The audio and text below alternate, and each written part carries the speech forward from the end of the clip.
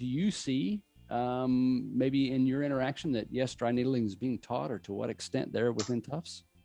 Yeah, actually, because of the legal aspect of it, Mm-hmm. we talk of the principles of dry needling, Okay. as did Dr. Donnelly, but not the actual practice of it. So it's not been readily accepted. Dr. Donnelly and I and some colleagues from Damon College published a paper on the extent to which dry needling is taught at professional level DPT education.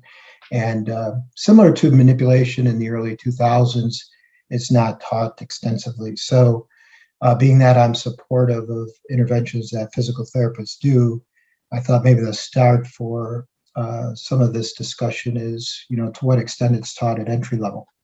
Mm-hmm. And it's not to a great extent. So as Joe mentioned, a lot of the education comes from continuing education and certification post-graduation. So some schools teach it, where Joe was at Emory and some other places, Georgia State, I think he was at, he taught it, to a much greater extent. At Tufts, we're teaching the principles. At Damon, we just kind of glossed over some of the principles, kind of put it in with phys agents as interventions we can utilize in certain instances. Okay, yeah. Is that what you're understanding it is in most undergrad versus postgrad type of programs? Yeah, the survey that was published, it was published in Journal Manual Manipulative Therapy, if people want to look it up, kind of found that it wasn't taught to a great extent.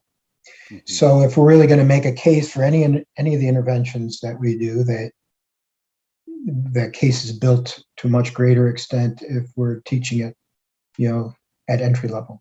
Mm-hmm. But right now it's more of a post-professional training that people receive.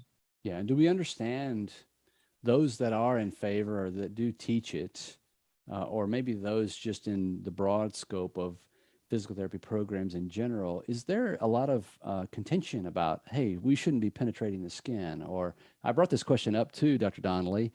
He kind of looked at me funny, I guess, because he's so far down that hole that to him, it's just very natural to utilize that. But do you hear of that?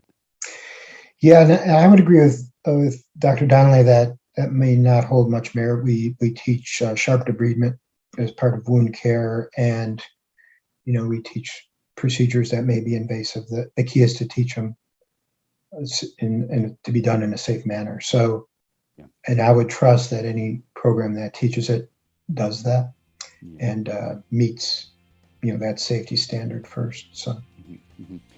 Hear the entire episode for free on iTunes, Spotify, other favorite podcast players, or go to mechanicalcareforum.com.